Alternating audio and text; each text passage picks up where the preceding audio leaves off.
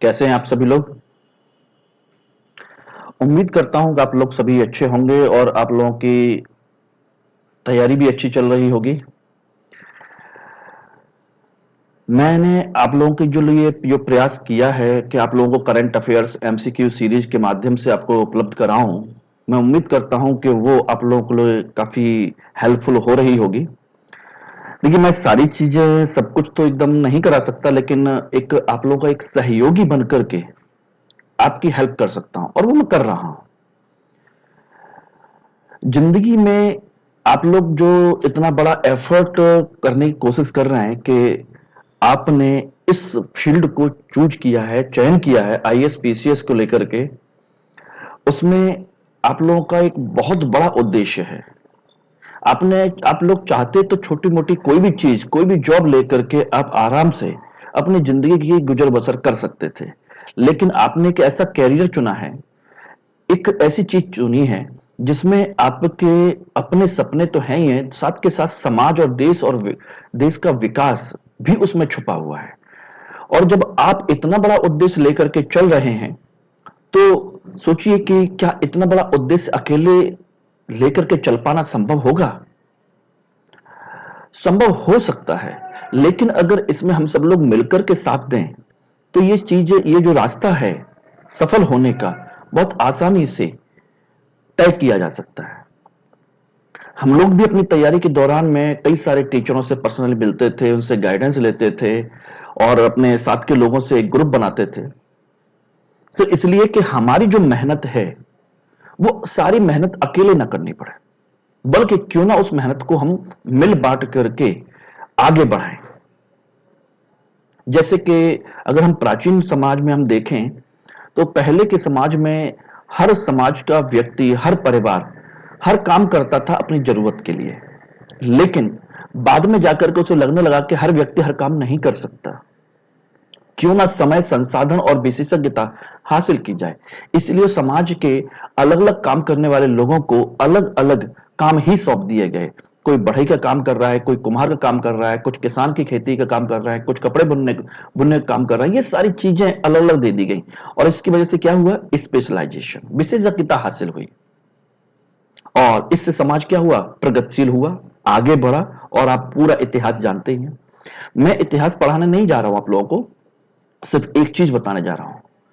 मैं या मेरे जैसे कई सारे टीचर्स जो हैं, आपकी सफलता के लिए एक सिर्फ एक सीढ़ी है जिस पर चढ़ करके आपको अपना एक कदम रखना है, आगे बढ़ना है, आपकी हेल्प करनी है, आपकी हेल्प को आगे बढ़ाना है। बस आप सफल हो, समझ लीजिए कि हम जैसे जो सीढ़ी का काम करते हैं वो सफल हो जाएंगे। अब ये डिपेंड आपके ऊपर करता है कि आप अपने उद्देश्यों के लिए हमारी जैसे सीढ़ी का उपयोग करना चाहते हैं या नहीं। और ये भी समझ हर किसी को नहीं आता है, कुछ एक लोग ही जान पाते हैं कि ये हमारे लिए क्या है। और उस सीढ़ी का उपयोग सही तरीके से कीजिए, आगे बढ़िए। मेरी शुभकामनाएं आपके साथ हैं। और आज हम लोग जो शुरू करने जा रहे हैं वो है करंट अफेयर्स एमसीक्यू सीरीज का एक नया सेशन। और इस नए सेशन में जो हमारा 8वां नंबर का जो सेशन है, इसमें मैं मनोज कुमार आप लोगों का सभी का स्वागत करता हूं और उम्मीद करता हूं कि ये जो सेशन है आप लोगों के लिए बहुत फ्रूटफुल होगा। क्लियर? चलिए लेट्स स्टार्ट।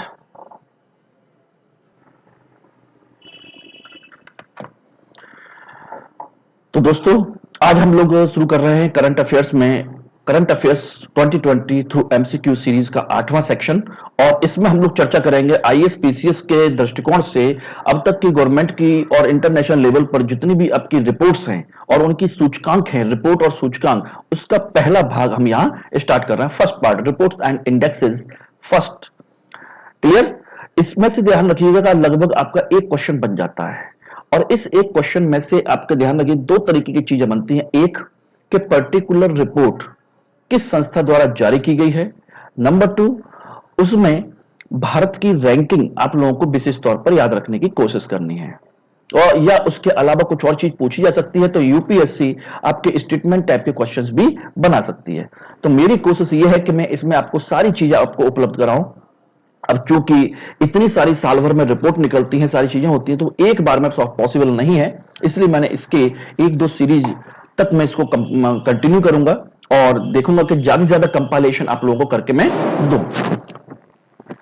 चलिए, सबसे पहला क्वेश्चन है, टॉपिक जो है समावेशी इंटरनेट सूचकांक को लेकर के है। क्वेश्चन नंबर 1, समावेशी इंटरनेट सूचकांक 2020 में भारत की रैंकिंग है। India's ranking in the inclusive internet index 2020 is option A 16, B 27, C 46, D 93। अब आप सोच लीजिए कुछ सेकंड के लिए, इसका आंसर क्या हो सकता है, क्या पॉसिबल आंसर हो सकता है, उसके बारे में देखिए क्या होगा आंसर, जल्दी बताइए। Answer is C 46। अब ये कैसे कैसे है, इसमें और क्या क्या चीजें हैं वो हम देखते हैं। समावेशी इंटरनेट सूचकांक, यह रिपोर्ट या सूचकांक इकोनॉमिक इंटेलिजेंस यूनिट द्वारा जारी की गई है। इसको ध्यान रखिएगा, इकोनॉमिक इंटेलिजेंस यूनिट द्वारा जारी की गई है। इसमें कुल 100 सदस्य देश शामिल है।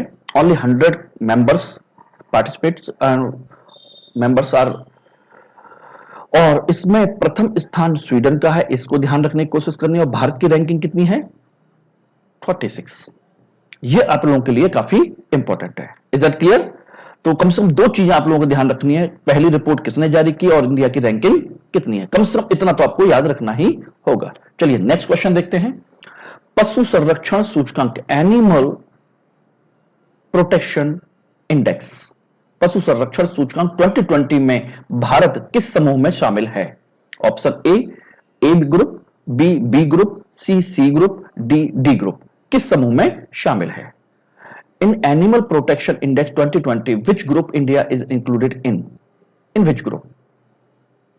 सोचिए, अगर आपने पढ़ा है, ये देखिए मेरे कुछ भी नहीं है, जनवरी से लेकर के अब तक के सारे जो चीजें हो रही हैं उन सबका कंपाइलेशन मैंने आप लोगों को दिया है, बस नथिंग एल्स। मैं बस आप लोगों को कंपाइल करके सारी चीजें उपलब्ध करा रहा हूं।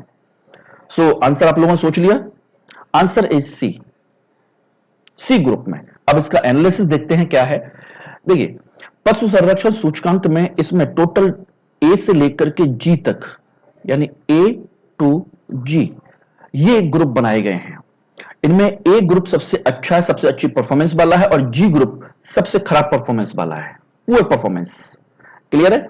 और बस एक चीज ध्यान रखिएगा, इसमें एक पॉइंट और आपको बता देता हूं, अभी तक इस ग्रुप में ए ग्रुप में एक भी सदस्य देश शामिल नहीं है। Not a single member join the A group. अब इसमें बात आती है कि भारत कहां है? भारत है सी ग्रुप में, ये दिया हुआ है सी ग्रुप में। किस किस के साथ है? Spain, Mexico, France and New Zealand के साथ। तो स्पेन, मैक्सिको, फ्रांस और न्यूजीलैंड के साथ सी ग्रुप में शामिल है। और यह report world animal protection institute द्वारा जारी की जाती है। किसके द्वारा? वर्ल्ड एनिमल प्रोटेक्शन इंस्टीट्यूट के द्वारा जारी की जाती है। और इसमें 50 सदस्य देश शामिल है। Is it clear? 50 क्लियर? सो यहां तक क्लियर हो गया। 2 क्वेश्चंस रेडी? ओके, नेक्स्ट, विश्व प्रसन्नता सूचकांक, वर्ल्ड हैप्पीनेस इंडेक्स। विश्व प्रसन्नता सूचकांक 2020 की रिपोर्ट किस संस्था द्वारा जारी की गई है, या कौन जारी करता है? ऑप्शन ए भूटान नरेश, B UNSDSN, C UNICEF, D UNDP. Which organization has released the World Happiness Index 2020 report? कौन जारी करता है? आंसर इज बी यूएनएसडीएसएन, ना कि किंग ऑफ भूटान। विश्व प्रसन्नता सूचकांक का जो कंसेप्ट है वो दिया था भूटान के राजा ने, लेकिन उसको बाद में यूएन की एजेंसी ने इसे अपना लिया और यूएन अब इसे जारी करता है। क्लियर है? अब इसमें और क्या क्या चीजें हैं वो देख लीजिए। यह 2020 की यूएनएसडीएन की 8वीं रिपोर्ट है, जिसमें 157 देश शामिल हैं। कितने? 157। फर्स्ट नेशन कौन सा है? फिनलैंड। और अंतिम जो है अफगानिस्तान है, 157 जो है। भारत की रैंकिंग 144वें स्थान पर है, बहुत पीछे हैं, खुश नहीं है। 157 में से सोचिए हम कितने पे हैं? 144। जबकि पिछले साल हम 140वें स्थान पर थे। यानी कि हमारी खुशी पहले की तुलना में और ज्यादा कम हो गई है। जबकि देखा जाए तो माहौल में तो खुशी ही खुशी है, चारों तरफ मंदिर बन रहा है, चारों तरफ मस्जिद बन रही है, कोई चर्च बना रहा है, कोई गुरुद्वारा बना रहा है, कोई कुछ कर रहा है। यानी कि अपने अपने मतलब से सारी चीजें चल रही हैं और उसी के अनुसार बता दे रहे हैं कि लोग खुश हैं। जबकि रिपोर्ट कह रही है कि नहीं, हम और पीछे हो गए हैं। क्लियर? देखा जाए तो भारत के पड़ोसी देशों की स्थिति, जो भी हमारे पड़ोसी देश हैं अफगानिस्तान को छोड़ करके, चाहे पाकिस्तान हो, नेपाल हो, भूटान हो, बांग्लादेश हो, श्रीलंका हो, ये सभी देश हम भारत की जो रैंकिंग है भारत से बहुत अच्छी है। यानी ये तुलनात्मक रूप से हमसे ज्यादा खुश हैं। और इसमें 6 मापन शामिल किए गए हैं। In this include the 6 measurements. कौन कौन से हैं?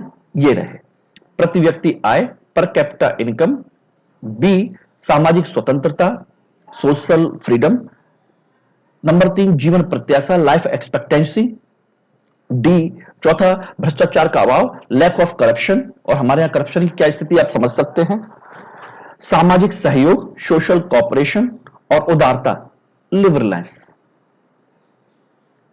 तो these are the 6 measurement units. हो सकता है यूपीएससी में इन 6 में से ही पूछ लिया जाए कि कौन कौन से शामिल किए जाते हैं। Is it clear? तो टोटल आपके ये हैं। अब चलिए नेक्स्ट क्वेश्चन देखते हैं। लैंगिक सामाजिक मानदंड सूचकांक।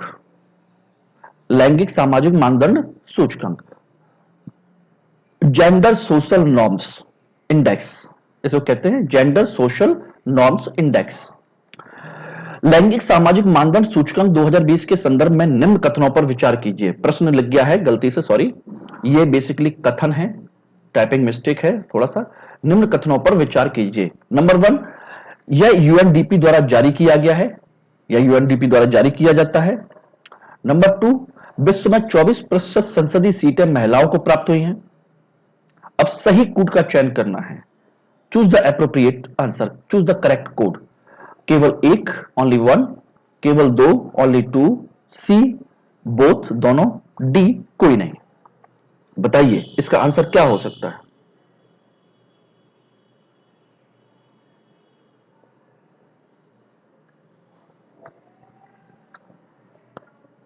आंसर इज सी, दोनों सही है। यूएनडीपी द्वारा ही जारी किए गए हैं और यह भी बिल्कुल सही है, करेक्ट। अब चलिए कैसे कैसे है उसके बारे में विश्लेषण देख लेते हैं। सामाजिक मानदंड में इसमें 3 प्रमुख बिंदुओं को शामिल किया गया है: शिक्षा, कार्य और राजनीति। एजुकेशन, वर्क एंड पॉलिटिक्स, ये 3 है। These are the 3 politics. इन तीनों को इसमें शामिल किया गया है। कैसे? अभी देखिए, इस रिपोर्ट के अनुसार भारत में 99% पुरुष और 97% महिलाएं, 99% मेल एंड 97% फीमेल, दूसरी महिलाओं के प्रति पक्षपात करते हैं, वाइस हैं, उनके साथ अच्छा बिहेव नहीं करते। इसलिए हमारे यहां इसकी जो रैंकिंग है, सारी चीजें हैं, वो पीछे हैं। क्लियर है? और पॉलिटिक्स में हमारे यहां समझ ही सकते हैं कि कितने परसेंट महिलाएं शामिल होंगी, बहुत कम है। दो वर्ल्ड में 24% है, तो हमारे यहां कितनी है? इसकी रिपोर्ट के अनुसार लगभग 10 या 11 ऐसे कंट्री हैं जहां के हेड महिला है, अदरवाइज हम सब पुरुष ही हैं। चलिए नेक्स्ट देखते हैं। विश्व जल विकास रिपोर्ट, वर्ल्ड वाटर डेवलपमेंट रिपोर्ट 2020। इसमें देखा जाए तो क्वेश्चन क्या है? विश्व जल विकास रिपोर्ट 2020 किस संस्था द्वारा जारी की गई है? World water development report has been release by which organisation? A option, UN water agency; B, UNDP; C, WHO; D, विश्व जल संगठन, वर्ल्ड वाटर ऑर्गेनाइजेशन। अब आप बताइए क्या ऑप्शन हो सकता है इसका? Answer is a, UN water agency. कैसे कैसे है इसको हम देख लेते हैं। देखिए ध्यान रखिए, वर्ल्ड वाटर ऑर्गेनाइजेशन ऐसा कोई ऑर्गेनाइजेशन है ही नहीं, बस ध्यान रखना, ये बस आप लोगों को भ्रमित करने के लिए है। जस्ट आप लोगों को क्या करना है, थोड़ा सा कंफ्यूज करना है, उसके लिए है।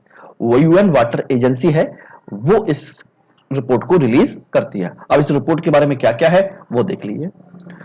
यूनाइटेड नेशन वाटर एजेंसी वर्ष 2003 में बनाई गई थी। इस चीज को ध्यान रखना, यूपीएससी इन स्टेटमेंट्स को सीधा सीधा पूछ सकता है। बनाई गई थी। यह विभिन्न विभागों और जितने भी इंस्टीट्यूशंस है उनके बीच जल संबंधी मुद्दों के समन्वय और सामंजस्य स्थापित करने वाला एक तंत्र है। It is the system for cooperation and coordination about the water related issues in different departments world level पर।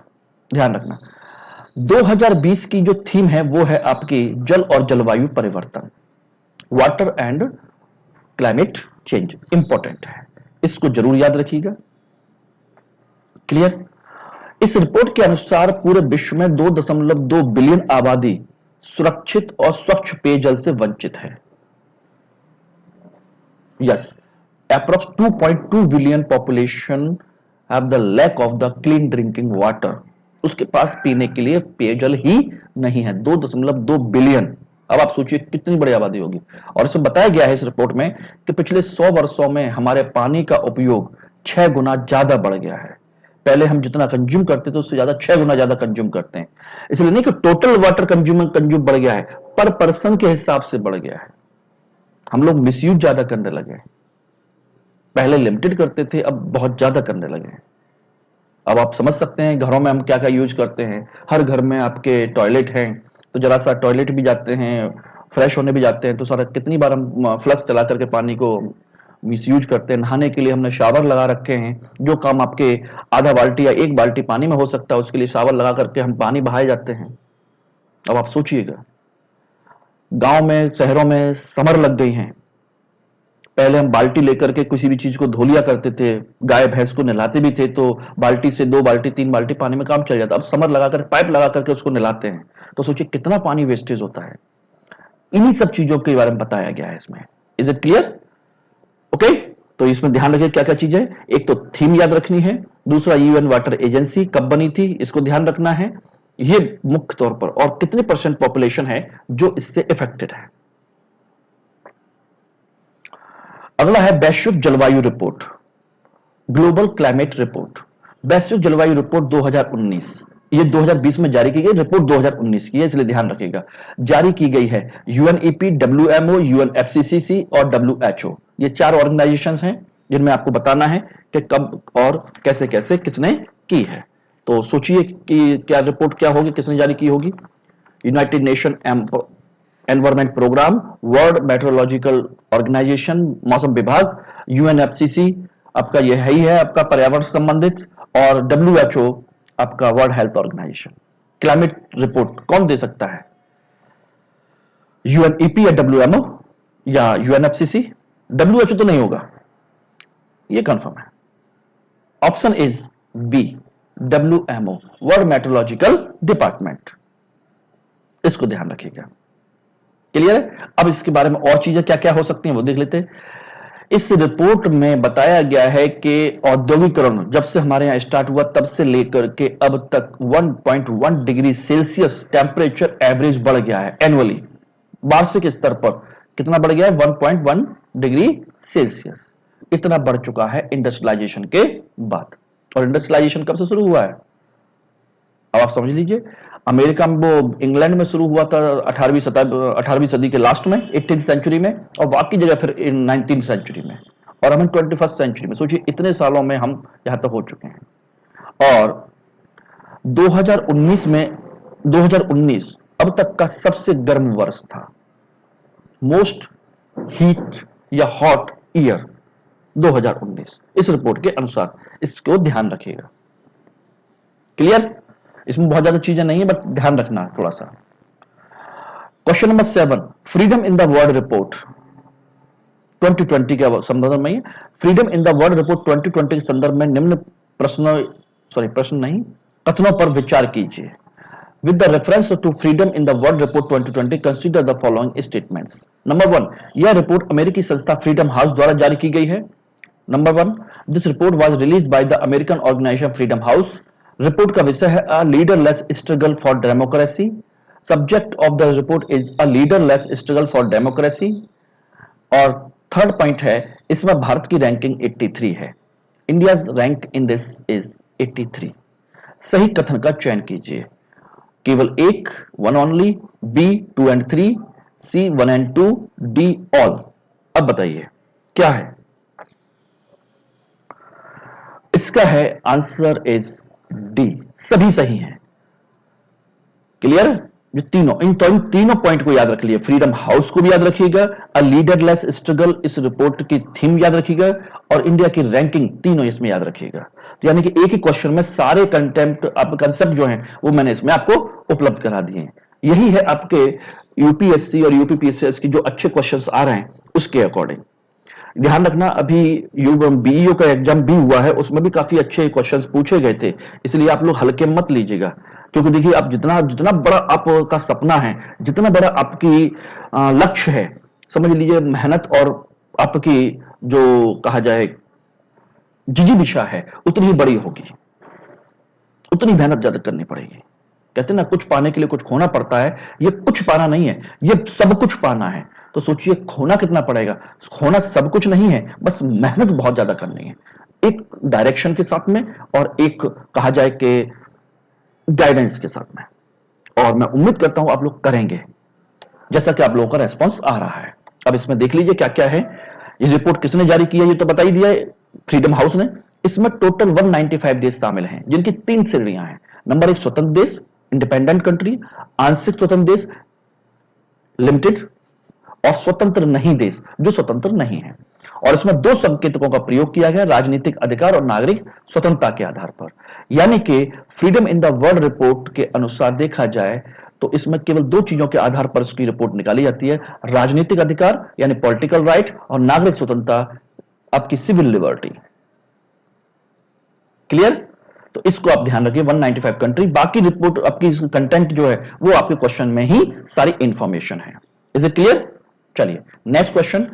विश्व प्रेस स्वतंत्रता सूचकांक, world India's position in the world press freedom index 2020 is. विश्व प्रेस स्वतंत्रता सूचकांक 2020 में भारत का स्थान है। Option A 39, B 86, C 140, D 142। बताइए, आप लोगों ने पढ़ा होगा तो आप लोगों को पता भी चलेगा।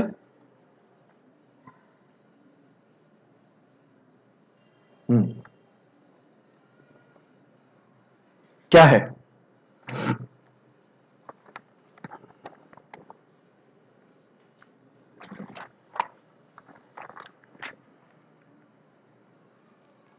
Answer is D 142। इसको याद रख लीजिएगा, 142वें स्थान पर है विश्व प्रेस स्वतंत्रता। आप क्या सोच रहे हैं, प्रेस की स्वतंत्रता में आज की कंडीशन जो चल रही है उसके अनुसार हमारे यहां टोटल फ्रीडम ऑफ प्रेस है?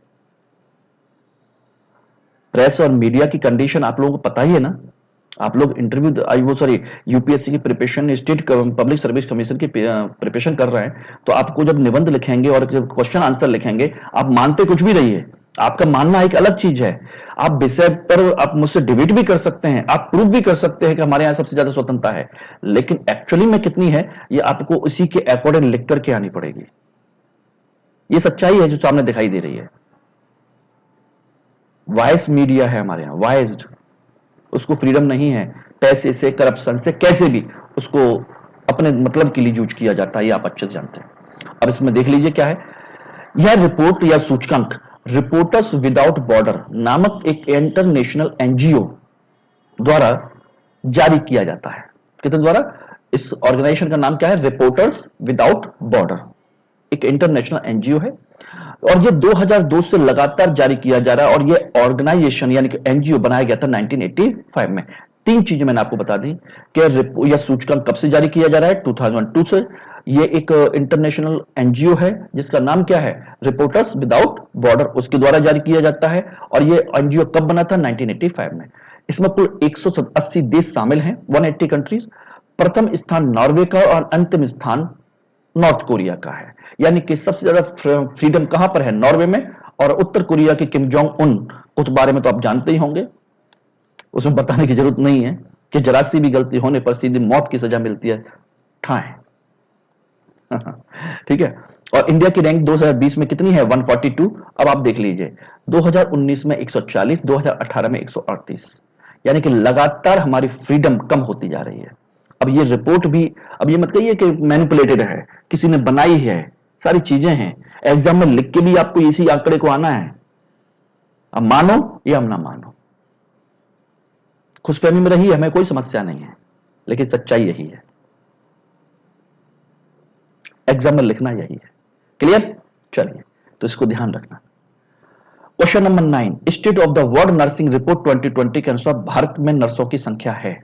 According to the state of the world nursing report 2020, the number of nurses in India is A 1.56 million, B 1.67 million, C 1.67 million. Actual में ये 67 नहीं है, इसको चेंज कर लीजिएगा, 1.76 मिलियन है, 1.76 मिलियन, ये प्रिंटिंग मिस्टेक है, सॉरी। और डी 2.56 मिलियन। अब बताइए इसका आंसर क्या है? आप लोगों ने अगर पढ़ा हो तो आंसर आपको सेकंड्स में याद आएगा। Answer is a 1.56 million people. इतने आपके हमारे यहां इंडिया में नर्सें हैं, नर्स। क्लियर? तो कितनी है? 1.56 मिलियन। अब यह रिपोर्ट कौन जारी करता है? देखिए, यह रिपोर्ट 3 ऑर्गेनाइजेशन ने जारी की है, 3 ऑर्गेनाइजेशन मिलकर बनाया है। WHO, international council of nurse, international council of nurse और नर्स न्यू कैंपेन द्वारा जारी की गई है।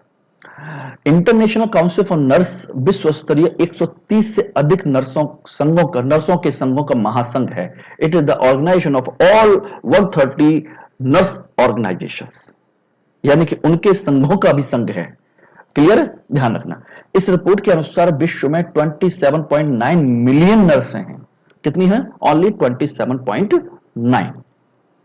और विश्व का जो औसत है वो ध्यान रखना, विश्व का औसत है 10,000 लोगों पर 36.9 नर्स, 10,000 लोगों पर 36.9।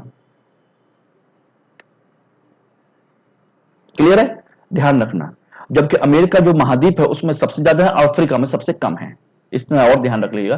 भारत में कुल 1.56 मिलियन नर्स हैं, जिनमें से 88% महिलाएं, और कुल स्वास्थ्य कर्मचारियों का जो हेल्थ वर्कर्स है उनका 47% है। बाकी ये क्या है? डॉक्टर्स भी हैं, अदर स्टाफ भी है, स्वीपर भी हैं, सारी चीजें। ये टोटल स्वास्थ्य कर्मचारी हैं, उनमें से 47% नर्स हैं और टोटल नर्सों में से 88%, 88% वुमेन है। क्लियर? तो ये ध्यान रखिएगा। एंड नेक्स्ट क्वेश्चन, वैश्विक ऊर्जा संक्रमण सूचकांक 2020 में भारत का स्थान है। India ranks in the global energy transition index 2020। Option A 49, B 74, D C 103, D 130। बताइए इसका ऑप्शन क्या होगा? Answer is 74, B. इसको याद रख लीजिएगा कि विश्व ऊर्जा संक्रमण सूचकांक 2020 में भारत का स्थान 74वां है, 74th है। अब इसमें और क्या क्या है? सॉरी, ये थोड़ा सा इसको चेंज कर लीजिएगा, ये गलत, थोड़ी मिस्टेक है, इसको करेक्ट मैं नहीं कर पाया, ह्यूमन एरर है। वैश्विक ऊर्जा संक्रमण सूचकांक के बारे में ही बात कर रहे हैं। अब यह जो सूचकांक है विश्व आर्थिक मंच द्वारा जारी किया जाता है, वर्ल्ड इकोनॉमिक फोरम, विश्व संक्रमण आर्थिक मंच। ध्यान रखना, बहुत मोस्ट इंपॉर्टेंट ऑर्गेनाइजेशन है ये। इसमें कुल 115 सदस्य देश शामिल हैं, जिनमें प्रथम स्थान किसका है? स्वीडन का है। और यह विभिन्न देशों में ऊर्जा क्षेत्रों की तुलना करके बताता है, यानी comparative study about the energy sectors in different countries. Clear है? फर्स्ट कंट्री इज ये, और इसमें आपको बता ही दिया कि इंडिया की रैंक कितनी है? 74। ऑर्गेनाइजेशन कौन सा है? World economic forum. Total member कितने हैं? 115। काम क्या करता है? वो ये रहा। Is it clear? तो ये है आपके 10 क्वेश्चंस, जो मैंने आपको कहा था कि 10 क्वेश्चन हैं जो इंपॉर्टेंट है। अब इसके अलावा मैं कुछ चीजें आप लोगों को और प्रोवाइड करा रहा हूं, अन्य महत्वपूर्ण सूचकांक और रिपोर्ट। कभी कभी पूछा जाता है कि किस रिपोर्ट को कौन जारी करता है या किसने जारी की है, उसकी मैंने एक लिस्ट बनाई है, और ये लिस्ट कई बार में पूरी हो पाएगी क्योंकि काफी सारे हैं, और इनमें से मैं अलग अलग तरीके से आपको वन लाइनर क्वेश्चन भी बताऊंगा और ये सारी चीजें भी होंगी। तो इसमें पहले बार देख लीजिए, वर्ल्ड बैंक किन किन सूचकांक और रिपोर्ट को जारी करता है। मैं केवल इसमें ध्यान रखना, केवल जो इंपॉर्टेंट है उन्हीं को आपको बता रहा हूं और एक जगह कंपाइल करके मैंने आपको दिया है, बस इनको आप लोगों को याद रखना है। तो वर्ल्ड बैंक द्वारा जारी की जाने वाली कौन कौन सी रिपोर्ट है? Ease of doing business report, विश्व विकास रिपोर्ट, विश्व आर्थिक prospect report, ease of living index, विश्व वैश्विक वित्तीय विकास रिपोर्ट और मानव पूंजी सूचकांक। Ease of doing business report, world development report, world economic prospect report, ease of living index, global financial development report और human capital index. Is it clear? तो ये 6 जो हैं इनको आप याद रखिएगा। विश्व आर्थिक मंच, जो अभी मैंने कहा था 10वें क्वेश्चन में, विश्व आर्थिक मंच वर्ल्ड इकोनॉमिक फोरम द्वारा जारी की जाने वाली कौन कौन सी रिपोर्ट है? वैश्विक प्रतिस्पर्धा report, global competition report. Number 2, travel tourism competition report, वैश्विक सूचना तकनीक रिपोर्ट यानी ग्लोबल इंफॉर्मेशन टेक्नोलॉजी रिपोर्ट, वैश्विक मानव पूंजी सूचकांक। ध्यान रखना, यहां पर केवल मानव पूंजी सूचकांक है और यहां वैश्विक मानव पूंजी सूचकांक है, दोनों में अंतर है। ग्लोबल ह्यूमन कैपिटल इंडेक्स, और ये केवल ह्यूमन कैपिटल इंडेक्स है, दोनों में कंफ्यूज मत हो जाना, बस इसीलिए मैं आपको बता रहा हूं। समावेशी विकास सूचकांक इंक्लूसिव डेवलपमेंट इंडेक्स, वैश्व लैंगिक अंतर सूचकांक, ग्लोबल जेंडर गैप इंडेक्स, विश्व ऊर्जा संक्रमण सूचना सूचकांक, एनर्जी ट्रांजिशन इंफॉर्मेशन इंडेक्स, वैश्विक विनिर्माण सूचकांक, ग्लोबल मैन्युफैक्चरिंग इंडेक्स और वैश्विक पर्यावरण निष्पादन सूचकांक, ग्लोबल एनवायरमेंट परफॉर्मेंस इंडेक्स। इनको आप लोग याद रखिएगा। क्लियर? नेक्स्ट, यूएनडीपी द्वारा कौन कौन से इंडेक्स जारी किए जाते हैं? मानव विकास रिपोर्ट, ये तो हम सब जानते हैं, नहीं जानते तो याद रख लीजिएगा, ह्यूमन डेवलपमेंट इंडेक्स रिपोर्ट। इसी में आता है आपका लैंगिक असमानता सूचकांक, जेंडर इनइक्वालिटी इंडेक्स, और नंबर 3 असमानता समायोजित मानव विकास सूचकांक, inequality adjusted human development index. ये यूएनडीपी के द्वारा जारी किए जाते हैं। एक मैंने आपको पहले बता ही चुका हूं कौन कौन से हैं।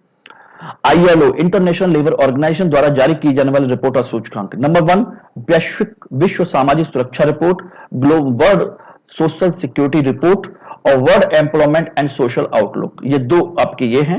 FAO food and agriculture organisation के world state of the forest report, ध्यान रखना फॉरेस्ट रिपोर्ट, और दूसरा है आपका विश्व वैश्विक खाद्य मूल्य सूचकांक, global food price index. Clear? WHO कौन कौन से जारी करता है? वर्ल्ड हेल्थ स्टैटिक, विश्व टीबी रिपोर्ट, टीबी नहीं है टीबी है, ट्यूबरकुलोसिस बीमारी, क्षय रोग, वैश्विक पोषण सूचकांक, global nutrition index, ambient air pollution report. ध्यान रखना यह एयर पोल्यूशन के बारे में भी निकालता है। Is it clear? Okay, next देखिए, आईएमएफ द्वारा जारी की जाने वाले कौन कौन से सूचकांक हैं? वैश्विक वित्तीय स्थिरता report, global financial stability report, एक world economic outlook, world economic outlook, दो हैं। यूनेस्को कौन कौन से जारी करता है?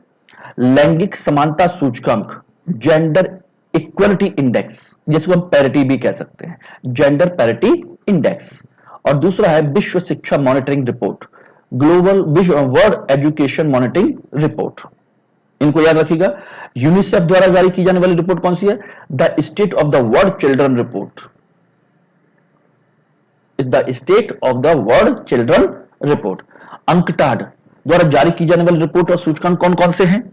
अंकटाड के हैं व्यापार एवं विकास report, trade and development report, number 2 विश्व निवेश report, world investment report, important है इसको याद रखिएगा, तकनीक एवं नवाचार report, technology and innovation report. ये 2-3 तो आपको याद रखने। और एक है UNDESA, UNDESA, department of education and social activities. ठीक है, उसके द्वारा जारी की रिपोर्ट कौन कौन सी है? विश्व महिला रिपोर्ट, ध्यान रखना यूएनडेसा की है महिला report, women report. Number 2 e भागीदारी सूचकांक, ई पार्टिसिपेशन इंडेक्स, सी तीसरा है ई गवर्नमेंट डेवलपमेंट इंडेक्स, और डी है world population prospect. These are the 4। तो दोस्तों ये आपके मैंने आपको इंडेक्स और रिपोर्ट के बारे में दिया है। अगला अंक आपको और मिलेगा। इसी तरह से 2-3 बार में ये कंप्लीट होंगे। उनमें से उम्मीद की जाएगी कम से कम 1 से 2 क्वेश्चन हम लोगों को मिले आईएएस और पीसीएस के लेवल पर। साथ के साथ बहुत सारी चीजें आपको मिलेंगी। इसी तरह से मैं कंपाइल करके आपको डिफरेंट डिफरेंट कमीशंस और भी बहुत सारी चीजें कंपाइल करके आपको डिस्कस करके मैं दूंगा। बस मैं आप चाहता हूं कि आप लोग इन सब चीजों का भरपूर उपयोग करें, साथ के साथ याद करें और इसका फायदा उठाएं। और बस एक ही चीज कि हमारा जिन लोगों ने चैनल अभी तक सब्सक्राइब नहीं किया है वो मनोज आईएएस का चैनल को सब्सक्राइब करें, लाइक करें और शेयर करें, जिससे कि दूसरे और लोगों को फायदा मिले। क्लियर? इसको और साथ के साथ जैसे ही ये अगला सेशन आएगा तुरंत आप लोगों को इंफॉर्मेशन मिलेगी। इसके लिए आप लोगों को जो सब्सक्राइब के बराबर में जो आपका बेल आइकन का बटन है उसको आपको प्रेस करना होगा। क्लियर? चलिए, all the best, good luck, thank you.